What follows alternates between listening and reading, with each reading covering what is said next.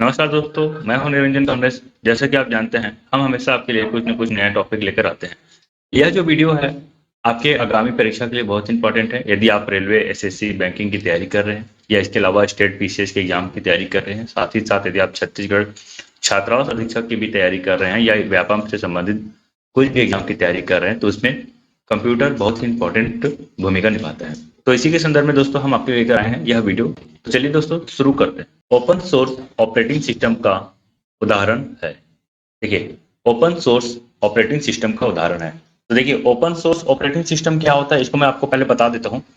देखिए, ये ऐसा ऑपरेटिंग सिस्टम है जिसके कोड्स के साथ हम कुछ मॉडिफिकेशन कर सकते हैं। ठीक है, मॉडिफिकेशन हम कर सकते हैं। इसका मतलब ये है कि हम इस ऑपरेटिंग सिस्टम में हम अपने हिसाब से कुछ फीचर्स को परिवर्तन कर सकते हैं। तो ध्यान रखेंगे, ओपन सोर्स ऑपरेटिंग सिस्टम में जो यूजर है सामान्य चेंज कर सकता है। इस चीज को आप ध्यान रखेंगे, तो इसलिए इसका उत्तर हो जाएगा। देखिए, open source operating system Linux है, यूनिक्स है।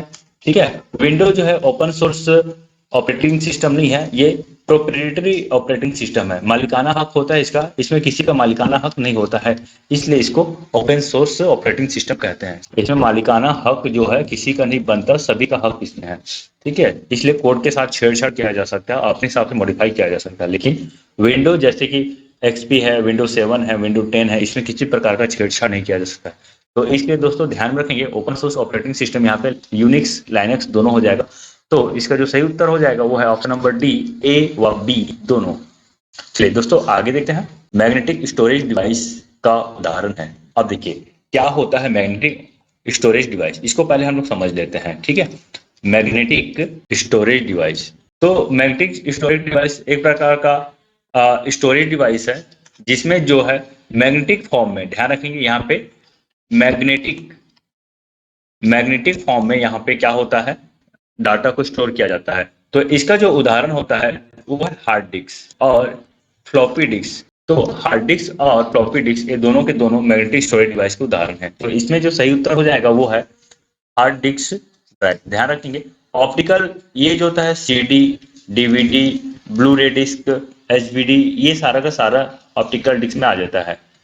सीडी रोम भी इसी का उदाहरण है। फ्लैश मेमोरी की बात करते हैं तो इसमें आ जाएगा जैसे पेन ड्राइव, या और बात करते हैं अभी नवीन एसएसडी आ रहा है। यदि हम बात करते हैं रोम, तो ये सारा का सारा फ्लैश मेमोरी ड्राइव में आता है। या इसी की बात करें मेमोरी कार्ड, तो ये सब जो है ना फ्लैश मेमोरी डिवाइस में आ जाता है। तो दोस्तों ध्यान रखेंगे, इसका जो सही उत्तर हो जाएगा option number C, hard disk drive. तो चलिए अगला क्वेश्चन देखते हैं। कंप्यूटर का उपयोग शिक्षा में प्रारंभ हुआ। तो इसका जो सही उत्तर हो जाएगा वो है ऑप्शन नंबर बी, 1970। तो ध्यान रखेंगे, कंप्यूटर का उपयोग जो है शिक्षा के क्षेत्र में 1970 के दशक से प्रारंभ हो गया है। इस बात को आप ध्यान रख लेंगे, बहुत इंपॉर्टेंट है। चलिए, ऑडियो कंप्रेशन किसके लिए उपयोग कर सकते हैं। देखिए, ऑडियो कंप्रेशन क्या होता है। ऑडियो कंप्रेशन, ऑडियो कंप्रेशन आपको समझ में आ गया होगा। ऑडियो कंप्रेशन, ऑडियो में क्या होता है, वीडियो नहीं होता है, पिक्चर नहीं होता है, ठीक है, डाटा तो होगा ही नहीं, यहाँ पे स्पीच और म्यूजिक। तो जो भी हम बोल रहे हैं ना, चाहे वो स्पीच हो, म्यूजिक हो, कुछ भी हो, जो ऑडियो के फॉर्म में केवल सुनाई दे रहा है ना, ध्यान रखेंगे, केवल सुनाई दे रहा है, उन सब चीजों को हम ऑडियो कंप्रेशन का उपयोग करते हैं। तो ध्यान रखेंगे यहाँ पे ऑप्शन नंबर ए सही उत्तर हो जाएगा, स्पीच या म्यूजिक। मेल बॉक्स से ईमेल को कौन सा सरल प्रोटोकॉल फेच के लिए उपयोग करता है। तो देखिए, आपको मैं बता दूं, मेल बॉक्स से ईमेल को कौन सा सरल प्रोटोकॉल फेच करने का मतलब प्राप्त करने के लिए, फेच करना मतलब होता है प्राप्त करना। ध्यान रखेंगे, तो ईमेल को कौन सा सरल प्रोटोकॉल फेच के लिए उपयोग करता है, तो आपको मैं बता देता हूँ। देखिए दोस्तों, हमारे पास जो इसका जो सही उत्तर हो जाएगा वो है POP3। देखिए, POP3 को हम लोग क्या बोलते हैं, इसका जो फुल फॉर्म है इसको समझ लेते हैं, फिर इसके बाद जानेंगे। POP3 मतलब होता है पोस्ट ऑफिस प्रोटोकॉल वर्जन 3। ध्यान रखेंगे दोस्तों, पोस्ट ऑफिस प्रोटोकॉल वर्जन 3। यह जो प्रोटोकॉल का मतलब है नियम और कानूनों। ठीक है, मतलब जो हम लोग इंटरनेट की बात करते हैं, तो इंटरनेट में कौन सा फाइल कैसे आएगा, कैसे जाएगा, क्या कार्य करेगा, वो सब एक नियम के तहत ही बंधा हुआ है। ठीक है, वो सब नियम के वो सब नियम के तहत बंधा हुआ है, और इसी को प्रोटोकॉल बोलते हैं। प्रोटोकॉल का मतलब होता है नियम। तो सभी चीज के लिए एक नियम बना दिया गया जिसे प्रोटोकॉल कहा गया। तो मेल, जब भी हम किसी को मेल करते हैं या मेल प्राप्त करते हैं तो उसमें भी एक नियम कार्य करता है, उसे ही प्रोटोकॉल कहते हैं। तो यहाँ पे जो मेल बॉक्स जो है, जैसे हम लोग पोस्ट ऑफिस की बात करते हैं, पोस्ट ऑफिस में हम कैसे लेटर डालते हैं, कैसे लेटर को फिर वहां से कर्मचारी लोग है बाहर डिस्ट्रीब्यूट करते हैं, तो सेम वही चीज है, उसमें भी एक नियम कानून लगा हुआ है और इसमें भी नियम कानून है। इसको हम लोग बोलते हैं पोस्ट ऑफिस प्रोटोकॉल। ठीक है, ध्यान रखेंगे, पोस्ट ऑफिस प्रोटोकॉल जो है मेल बॉक्स से ईमेल को फेस करने के लिए उपयोग किया जाता है। ध्यान रखेंगे दोस्तों, इसके लिए ईमेल से संबंधित एक और प्रोटोकॉल है, वो है SMTP। इसका जो फुल फॉर्म होता है सिंपल मेल ट्रांसफर प्रोटोकॉल। तो ये भी ईमेल से संबंधित प्रोटोकॉल है जिसका उपयोग हम लोग करते हैं, लेकिन यहाँ पे जो प्रश्न है उसके हिसाब से जो सही उत्तर हो जाएगा वो है POP3। ठीक है, ध्यान रखेंगे, पोस्ट ऑफिस प्रोटोकॉल वर्जन 3। तो चलिए दोस्तों आगे देखते हैं, स्क्रीन को साफ करने के लिए कौन सा कमांड उपयोग किया जाता है। तो ध्यान रखेंगे दोस्तों, स्क्रीन को साफ करने के लिए कौन सा कमांड उपयोग किया जाता है। तो यदि आप डॉस पढ़े हैं, है ना, डॉस का मतलब होता है डिस्क ऑपरेटिंग सिस्टम। ठीक है, डिस्क ऑपरेटिंग सिस्टम में एक कमांड होता है CLS। इस कमांड को यदि आप देंगे तो आप इसमें जो भी कार्य कर रहे हैं वो सब इससे मिट जाएगा, है ना। तो मिटाने का कार्य करते हैं, मतलब स्क्रीन में जो भी चीजें लिखा हुआ है वो सब चीजों को हटाने का कार्य जो है CLS कमांड के द्वारा किया जाता है। इस चीज को आप ध्यान में रख लेंगे। इसका जो सही उत्तर हो जाएगा वो है ऑप्शन नंबर A, CLS। चलिए दोस्तों आगे देखते हैं, इंकजेट प्रिंटर या बैंड प्रिंटर को किस रूप में वर्गीकृत किया जाता है। ध्यान रखेंगे, इंकजेट प्रिंटर हो या बैंड प्रिंटर हो, तो देखिए दोस्तों ये जो है एक प्रकार के लाइन प्रिंटर है। ठीक है, लाइन प्रिंटर। अब लाइन प्रिंटर क्या होता है, तो लाइन प्रिंटर ऐसा प्रिंटर है जो एक बार में एक पूरे लाइन, जैसे कि आपको ये आपका पेज है, ये आपका पेज है, A4 साइज का पेज है मान लेते हैं, तो एक बार में पूरे लाइन को प्रिंट कर दे। ठीक है, तो पूरे लाइन को प्रिंट कर देता है एक बार में, तो इसे हम बोलते हैं लाइन प्रिंटर। ठीक, और समझेंगे, और भी प्रिंटर होता है। यदि हम और दूसरे प्रकार के प्रिंटर की बात करते हैं तो एक होता है कैरेक्टर प्रिंटर। तो कैरेक्टर प्रिंटर क्या होता है, तो कैरेक्टर प्रिंटर जो है ना एक बार में एक कैरेक्टर को प्रिंट करता है। जैसे आप यदि आप जैसे मान लीजिए रेलवे स्टेशन जा रहे हैं, वहां आपको टिकट कटाना है, तो टिकट जो वहां प्रिंट होती है ना वो एक प्रकार का कैरेक्टर प्रिंटर के माध्यम से प्रिंट होता है। आप देखेंगे एक एक कैरेक्टर वहां पे प्रिंट होता है। ठीक, इसके साथ जो तीसरा जो प्रकार है वो है पेज प्रिंटर। तो पेज प्रिंटर कैसा होता है, तो एक पेज प्रिंटर जो है ना एक बार में पूरा का पूरा पेज को प्रिंट कर देता है। इसका जो प्रिंटर का प्रकार है उसको हम बोल सकते हैं लेजर प्रिंटर। ठीक है, तो लेजर प्रिंटर जो है एक प्रकार का पेज प्रिंटर है। कैरेक्टर प्रिंटर की बात करते हैं तो यहाँ पे डॉट मैट्रिक्स प्रिंटर। तो डॉट मैट्रिक्स प्रिंटर जो है एक प्रकार के कैरेक्टर प्रिंटर है। ठीक है, और यदि हम बात करते हैं लाइन प्रिंटर, तो लाइन प्रिंटर का उदाहरण हो जाएगा इंकजेट बैंड प्रिंटर। ठीक है, तो ध्यान रखेंगे दोस्तों, बहुत इंपॉर्टेंट है, इससे संबंधित एग्जाम में क्वेश्चन बार बार पूछा जाता है। तो ये जो है आपका इंकजेट प्रिंटर। ठीक, तो इसका जो सही उत्तर हो जाएगा वो है option number C, line printer. चलिए आगे देखते हैं, संसार का पहला गणना यंत्र कौन सा है। तो देखिए संसार का पहला गणना यंत्र की यदि हम बात करते हैं तो आज से 2500 वर्ष पूर्व इस मशीन का उपयोग किया जा चुका है और इसे हम बोलते हैं अबेकस। ठीक है दोस्तों, इस चीज को आप ध्यान में रखेंगे। अबेकस जो है इसको चीनियों ने आविष्कार किया है, मतलब चीन। ठीक है, तो चीनियों ने इसका आविष्कार किया है 2500 वर्ष पूर्व ही। अब देखिए ये किस प्रकार का होता है, तो ये एक प्रकार का फ्रेम होता है। ध्यान रखेंगे, ये एक प्रकार का क्या है, फ्रेम है। इसमें इस तरह का तार लगा दिया जाता है और इसमें मनके पिरो दिए जाते हैं। मनके मतलब मोती। ठीक है, इस तरह से मोती लगा दिया जाता है और ध्यान रखेंगे यही मोती के माध्यम से जो है गणना किया जाता है। गणना का मतलब होता है जोड़ घटाव किया जाता है। देखिए आज हम इस अबेकस का उपयोग जो है नर्सरी या LKG UKG के बच्चों को पढ़ाने में इसका उपयोग करते हैं। तो ध्यान रखेंगे संसार का पहला गणना यंत्र की यदि बात करता है तो उसका सही उत्तर हो जाएगा वो है अबेकस। तो चलिए आगे देखते हैं, प्राचीन गणितीय गणना के लिए इस्तेमाल साधन को कहा जाता है। तो देखिए फिर से वही क्वेश्चन है, प्राचीन गणितीय गणना के लिए जो साधन का उपयोग किया जा रहा है वो है ऑप्शन नंबर B, अबेकस। चलिए फिर से देखते हैं अगला क्वेश्चन, किस भाषा से कंप्यूटर शब्द की उत्पत्ति हुई है। यदि हम कंप्यूटर की बात करते हैं तो कंप्यूटर जो है लैटिन शब्द, यानी कि लैटिन भाषा के जो शब्द है कंप्यूट, ठीक है, कंप्यूट से हुआ और इसका जो अर्थ होता है, यदि हम इसका अर्थ की बात करते हैं तो ये है गणना करना। ठीक है, तो इसका जो सही उत्तर हो जाएगा ऑप्शन नंबर बी, लैटिन भाषा। चलिए आगे देखते हैं दोस्तों, इलेक्ट्रॉनिक कंप्यूटर का आविष्कार किसने किया था? तो देख लीजिए, इसका जो सही उत्तर हो जाएगा एलन एम टूरिंग। तो इलेक्ट्रॉनिक कंप्यूटर, यदि प्रथम इलेक्ट्रॉनिक कंप्यूटर की बात करते हैं जो विद्युत के माध्यम से चला, तो विद्युत के माध्यम से चलने वाला कंप्यूटर जो है उसका आविष्कार जो है एलन एम टूरिंग ने किया था। यदि हम अभी एबेकस की बात किए हैं, तो एबेकस जो है एक प्रकार का यंत्र तो है, लेकिन ये विद्युत के माध्यम से चलता ही नहीं है। ठीक है, ध्यान रखेंगे।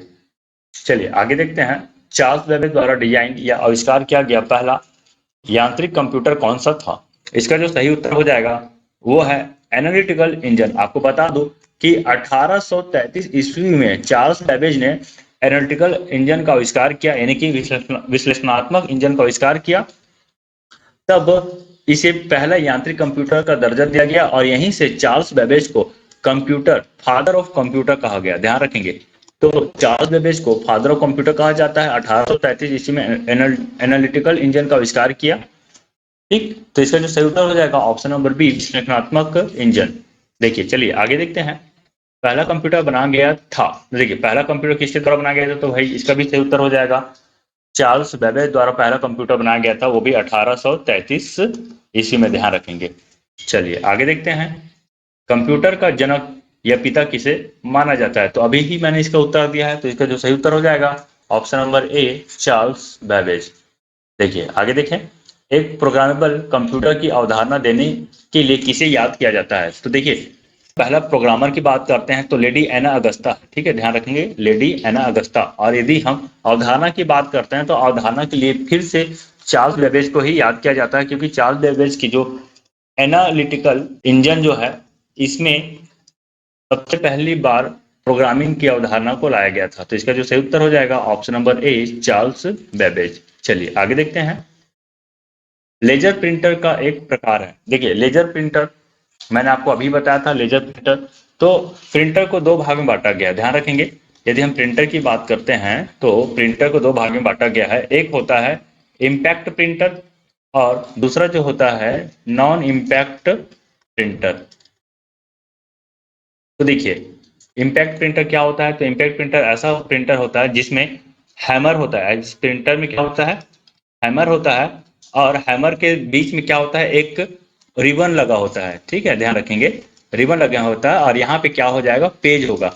तो हैमर जो है सीधा सीधी पेज को हिट करता है, और बीच में जो रिबन होता है, तो मान लीजिए ए अल्फाबेट हिट कर रहा है पेज में रिबन के माध्यम से, तो इस पेज में जो है ए प्रिंट हो जाता है, बी हैमर के माध्यम से टच होता है तो बी प्रिंट होता है। लेकिन यहाँ पे ऐसा कोई कॉन्सेप्ट नहीं है, ध्यान रखेंगे यहाँ पे।